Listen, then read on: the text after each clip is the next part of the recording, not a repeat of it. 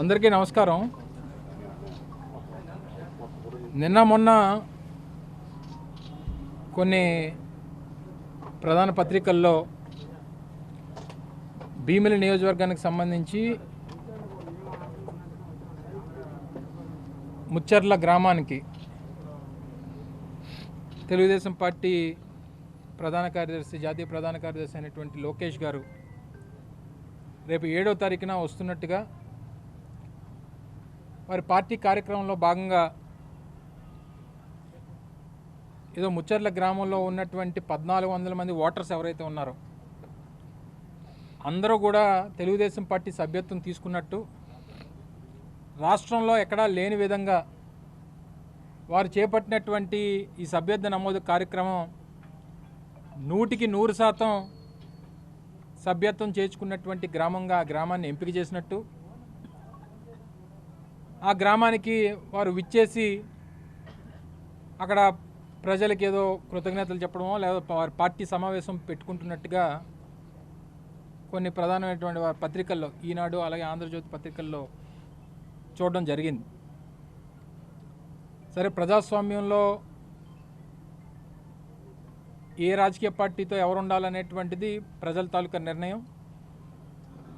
ప్రతి గ్రామంలో వివిధ రాజకీయ పార్టీలకు సంబంధించినటువంటి నాయకత్వాలు, ఆయా రాజకీయ పార్టీలకు సంబంధించినటువంటి ఆలోచన విధానాల్ని నమ్మి వెంట నడిచేటువంటి ప్రజలు ప్రతి గ్రామంలో ప్రతి ప్రాంతంలో కూడా ఉంటారు. అయితే లేనిది ఉన్నట్టుగా సృష్టించి తద్వారా రాజకీయంగా లబ్ధి పొందుదాం అనేటువంటి ప్రయత్నం చేయడం అనేటువంటిది కరెక్ట్ కాదు. ఎందుకంటే గడిచినటువంటి ఎన్నికల్లో, స్థానిక సంస్థల ఎన్నికల్లో 2021లో జరిగినటువంటి పంచాయతీ ఎన్నికల్లో కానివ్వండి, లేదా తర్వాత అదే సంవత్సరంలో తర్వాత జరిగినటువంటి ఎంపీటీసీ ఎన్నికల్లో కానివ్వండి, లేదా 2019లో మా పార్టీ అభ్యర్థి అప్పుడు గెలిచినప్పుడు వచ్చినటువంటి ఓట్లు చూసినప్పుడు కానీ, లేదా మొన్న 2024లో మా పార్టీ అభ్యర్థి ఓడిపోయినప్పటికీ వచ్చినటువంటి ఓట్ల శాతం చూస్తే కానీ ఎక్కడ కూడా వన్ సైడెడ్ తీర్పు అనేటువంటిది వైఎస్ఆర్ కాంగ్రెస్ పార్టీకి వ్యతిరేకంగా ఇచ్చినటువంటి సందర్భాలు ఎప్పుడూ లేవు. అక్కడ యునానిమస్గా మా పార్టీ అభ్యర్థి సర్పంచ్గా ఎన్నికయ్యారు. అందులో ఉన్నటువంటి 10 మంది వార్డు మెంబర్లు యునానిమస్గా మాకు ఎంపికయ్యారు. తర్వాత జరిగినటువంటి ఎంపీటీసీ ఎన్నికల్లో మా పార్టీ సింబల్ మీద గెలిచినటువంటి ఎంపీటీసీ ఎన్నికయ్యారు. మొన్న 2024లో జరిగినటువంటి ఎన్నికల్లో రాష్ట్రంలో అతిపెద్ద నియోజకవర్గం, మెజారిటీ కూడా ఆ రకంగానే ఆ రోజు వచ్చినప్పుడు అప్పుడు కూడా పోనీ ఆ గ్రామంలో ఏదైనా వన్ సైడెడ్గా తీర్పు వచ్చిందా అంటే 1350 పైచిలకు ఓట్లు పోలైతే 600 ఓట్లు వైఎస్ఆర్ కాంగ్రెస్ పార్టీకి, 750 160 ఓట్ల మెజారిటీ తెలుగుదేశం పార్టీకి ఆ గ్రామంలో వచ్చాయి. మా పార్టీకి సంబంధించినటువంటి ఆ గ్రామ సర్పంచ్ గారు కానీ, ఎంపీటీసీ గారు కానీ, వైస్ ప్రెసిడెంట్ గారు కానీ, వార్డు మెంబర్లు కానీ, మాజీ ఎంపీటీసీ, మాజీ సర్పంచ్ గారు అందరితో పాటు ఆ గ్రామంలో వైఎస్ఆర్ కాంగ్రెస్ పార్టీకి సంబంధించినటువంటి ముఖ్య కార్యకర్తలు అందరూ కూడా ఇక్కడే ఉన్నారు. మరి 100% సభ్యత్వం ఏ రకంగా జరిగింది అంటే మిమ్మల్ని మీరు మోసం చేసుకుంటున్నారా, లేదా ప్రజల్ని మభ్యపెడుతున్నారా, లేదా ఇంకేమన్నా దీని వెనకాల కాన్స్పిరసీ అనేటువంటిది, దీనికి వెనకాల ఇంకేమన్నా ఉందా అని చెప్పి దీని మీద నలుగురు ముఖ్య నాయకులతో మాట్లాడితే మరికొన్ని వాస్తవాలు అనేటువంటి బయటకు వచ్చాయి. అక్కడ స్థానికంగా ఉన్నటువంటి కొంతమంది వ్యాపారస్తులు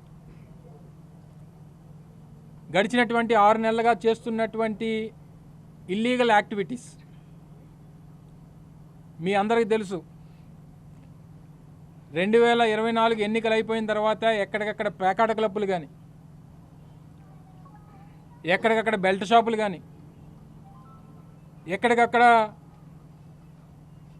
ఏవైతే ఇల్లీగల్ యాక్టివిటీస్ అనేటువంటివి ఏ రకంగా రాష్ట్ర వ్యాప్తంగా కొనసాగుతూ ఉన్నాయనేటువంటిది మనం చూస్తూ ఉన్నాం.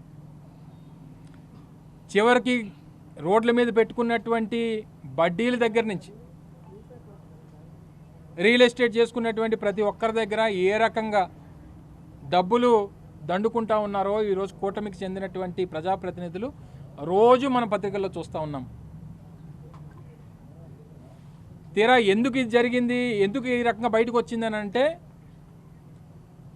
ముచ్చర్ల అనేటువంటి గ్రామం unsettled village, unsettled inam village. So ఈ గ్రామానికి చెందినటువంటి ప్రజల్ని మభ్యపెట్టి సభ్యత్వం గురించి చెప్పకుండా మీ అందరికి కూడా పట్టాలు ఇప్పిస్తాం, మీ అందరి ఆధార్ కార్డులు తీసుకొని రండి అని చెప్పి ఆ పెద్ద మనిషి పిలిపించుకొని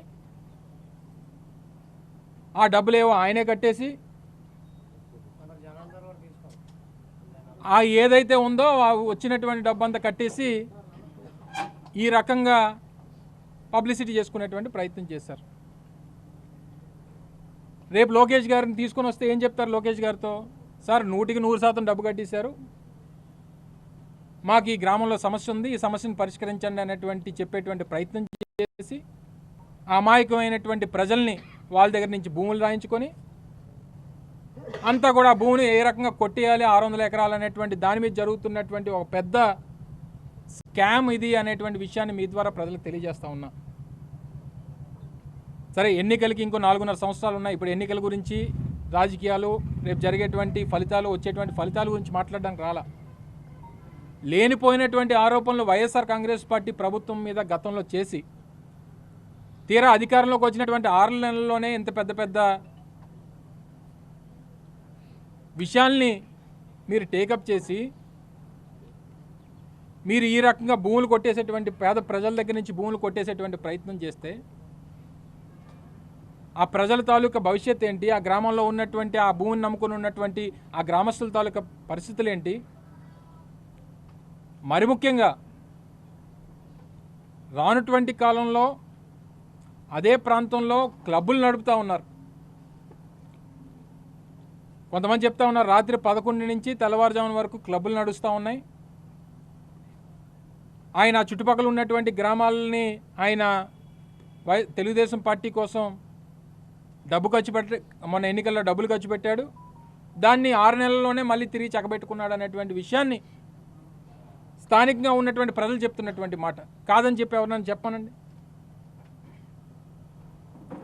రేపు ఈ రకంగా అక్కడ ఉన్నటువంటి 600 ఎకరాలు ఆ గ్రామంలో అన్సెటిల్డ్ గ్రామం ఏదైతే ఉందో ఆ భూమిని కొట్టేసేటువంటి దానికి చేసేటువంటి పెద్ద కుట్ర ఇది అనేటువంటి విషయాన్ని మరొకసారి తెలియజేస్తూ ఉన్నా.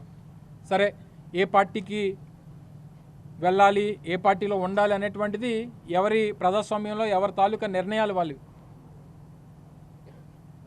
ఏ నిర్ణయం ఎవరిది అయినప్పటికీ దీని వెనక ఇంత పెద్ద కుట్ర ఉంది అనేటువంటి విషయాన్ని మరి స్థానికంగా ప్రజాప్రతినిధుల్లో ఉన్నటువంటి వ్యక్తులు తెలుసా తెలీదా? ఒకవేళ తెలిస్తే వారి తాలూకా ఆలోచన ఏంటి? అది తెలియకుండా ప్రభుత్వం పెద్దలకు తెలియకుండా ఈ కార్యక్రమాలు జరుగుతూ ఉన్నాయా? ఇవన్నీ కూడా దీని మీద సమాధానం చెప్పాల్సినటువంటి బాధ్యత ఈరోజు తెలుగుదేశం పార్టీ మీద, కూటమికి చెందినటువంటి నాయకుల మీద ఉంది. మీ అందరూ తెలుసు, ఉదాహరణ నా మీదే దాదాపు 600 ఎకరాల్లో ఆరోపణ చేస్తారు. ఎన్నికల ముందు నేను మంత్రిగా ఉన్నప్పుడు నేనేదో 400 ఎకరాలు 500 ఎకరాలు నేనేదో కబ్జా చేసినట్టు, ప్రభుత్వ భూమిని రాయించుకున్నట్టు చేశారు. చెప్పాను, అనేక సందర్భాల్లో చెప్పాను. ఆరోపణలు కాదు, మీరు సాక్ష్యాలతో మీరు ముందుకు రండి. కేవలం రాజకీయంగా మాట్లాడుతున్నాం కదా అని చెప్పి మా మీద బురజల్లేటువంటి ప్రయత్నం చేయొద్దు అని చెప్పి అనేక సందర్భాలు చెప్పాం. అదే గ్రామానికి సంబంధించి గతంలో ప్రభుత్వం నుంచి ఏ రోజు ఏ సాయం అందనటువంటి ఆ గ్రామానికి కేవలం వైఎస్ఆర్ కాంగ్రెస్ పార్టీ అధికారంలో ఉన్నప్పుడు మాత్రమే వారికి రైతు భరోసా కార్యక్రమం కూడా అందించేటువంటి బాధ్యత తీసుకుంది ఆ రోజు వైఎస్ఆర్ కాంగ్రెస్ పార్టీ. వెళ్ళే గ్రామస్తులను అడగండి. కేవలం ఆ గ్రామమే కాదు, మా దగ్గర కూడా నేను అనకాపల్లి శాసనసభ్యుడిగా ఉన్నప్పుడు జమ్మాదులపాలెం అని చెప్పి ఈ రకంగానే ఇనాం విలేజ్ ఒకటి ఉంటే మైనార్టీలు చెందినటువంటి భూమిలో ఆక్యుపేషన్లో స్థానిక రైతులు ఉన్నారు. వక్ఫ్ బోర్డుతో 4 తగు ఉంది. ఇన్ని తగులు ఉన్నప్పుడు కూడా కొన్ని దశాబ్దాలుగా స్థానికంగా ఉన్నటువంటి రైతులు ఆ భూమి మీద వ్యవసాయం చేసుకుంటా ఉన్నారు, బ్రతుకు తెరువుగా చూసుకుంటా ఉన్నారు. మరి దానికి ప్రభుత్వం నుంచి సాయం అందించకపోతే ఆ గ్రామానికి, ఆ గ్రామంలో ఉన్నటువంటి రైతులకి ఆదుకునేది ఎవరని చెప్పి ఆ రోజు ఆ ప్రాంతంలో కూడా రైతు భరోసా వర్తింపజేసేటువంటి కార్యక్రమం చేశాం. ముచ్చర్లో కూడా ఆ రకంగానే ఆ రోజు 5 సంవత్సరాల పాటు ఇచ్చినటువంటి రైతు భరోసా కార్యక్రమంలో ఆ గ్రామస్తులందరికీ కూడా రైతు భరోసా వర్తింపజేసేటువంటి కార్యక్రమాన్ని చేశాం. తెలుగుదేశం పార్టీ అధికారంలోకి వచ్చింది ఈ మొన్న జరిగినటువంటి ఎన్నికల్లో మాత్రమే కాదు, 94లో ఉంది. ఇదే చంద్రబాబు నాయుడు గారు 95లో ముఖ్యమంత్రి అయ్యారు, 99లో ముఖ్యమంత్రి అయ్యారు, 2014లో ముఖ్యమంత్రి అయ్యారు. గతంలో 3 సార్లు ముఖ్యమంత్రిగా పనిచేసినటువంటి వ్యక్తి. భీమిలి నియోజకవర్గం అనేటువంటిదే అనేక సంవత్సరాలుగా, అంటే తెలుగుదేశం పార్టీ స్థాపించిన దగ్గర నుంచి గడిచినటువంటి 40 సంవత్సరాల్లో, 42, 43 సంవత్సరాల్లో తెలుగుదేశం ఏతర ఎమ్మెల్యేలు పనిచేసింది కేవలం 10 ఏళ్ళు, మధ్యలో ప్రజారాజ్యం. అంటే దాదాపు 29 సంవత్సరాలు తెలుగుదేశం పార్టీ అధికారంలో ఉంది ఈ రాష్ట్రంలో. ఈ అన్సెటిల్డ్ విలేజ్ అనేటువంటి ఎప్పటి నుంచి ఉంది? స్వాతంత్రం వచ్చిన దగ్గర నుంచి ఉంది. మరి మధ్యలో 30 సంవత్సరాలు మీరు అధికారంలో ఉండి ఏ రోజు దీని జోలికి రానటువంటి మీరు, ఏ రోజు మీకు ఈ ప్రాంతం మీద ప్రేమ పుట్టినటువంటి మీరు ఈరోజు ఈ ప్రాంతంలో భూములు విలువ పెరిగాయని, రేపు ఎయిర్పోర్ట్కి దగ్గరగా ఉందని, నేషనల్ హైవేకి ఆనుకొని ఉందని మీరు కొత్తగా ఈరోజు దీని మీద మీ కళ్ళు పడ్డాయి, గెద్దల్లా దీన్ని తన్నుకుపోవాలి, దీనికి మధ్యలో ఒక మధ్యవర్తిని పెట్టారు. నేను మా సర్పంచ్ గారిని కూడా పిలిచి మామూలు వివరాలన్నీ అడిగా గ్రామానికి సంబంధించి. వారితో నేను ఈ విషయాలు మాట్లాడలేదు, కానీ నాకు ఉన్నటువంటి సమాచారం ఏంటి, పాపం ఆయన ఇక్కడికి వస్తున్నప్పుడు కూడా ఆ పెద్ద మనిషి పిలిచి 10 లక్షలు ఆఫర్ చేశాడంట. ప్రాణమైనా పోయినా పర్వాలేదు, నేను మాట తప్పను అని చెప్పేసి వచ్చాడని చెప్పి నాకు వచ్చినటువంటి సమాచారం. అంటే ఏ రకంగా మభ్య పెట్టాలి, ఏ రకంగా వారిని, ఎర్రయ్య గారు సర్పంచ్ గారు, ఏ రకంగా మభ్య పెట్టాలి, ఏ రకంగా మోసం. సరే, అధికారం అనేటువంటిది ఒక 5 సంవత్సరాలు ఉండొచ్చు, 5 సంవత్సరాలు ఉండకపోవచ్చు. 2014 నుంచి 19 వరకు ప్రతిపక్షంలో పోరాటం చేశాం. 2014 నుంచి 19 వరకు ప్రతిపక్షంగా పనిచేశాం. 2019 నుంచి 24 వరకు అధికారంలో ఉన్నాం, మళ్ళీ ప్రతిపక్షంలో ఉన్నాం, మళ్ళీ అధికారంలోకి వస్తాం. గడిచినటువంటి 7 నెలల్లో ఏ ఒక్క హామీని కూడా నిలబెట్టుకోలేనటువంటి పరిస్థితుల్లో ఈరోజు ప్రభుత్వం ఉంది. పోనీ సరే, వైఎస్ఆర్ కాంగ్రెస్ పార్టీతో ఎవరు లేరు, అందరూ తెలుగుదేశంకే సభ్యత్వం ఇచ్చారంటే పోనీ ఇక్కడ ఉన్నటువంటి జనసేన నాయకులని చెప్పాలి. అంటే ఆ గ్రామంలో మీ పార్టీ నాయకులు లేరా? లేదా ఆ ప్రాంతంలో ఉన్నటువంటి భారతీయ జనతా పార్టీకి చెందినటువంటి నాయకులు లేరా?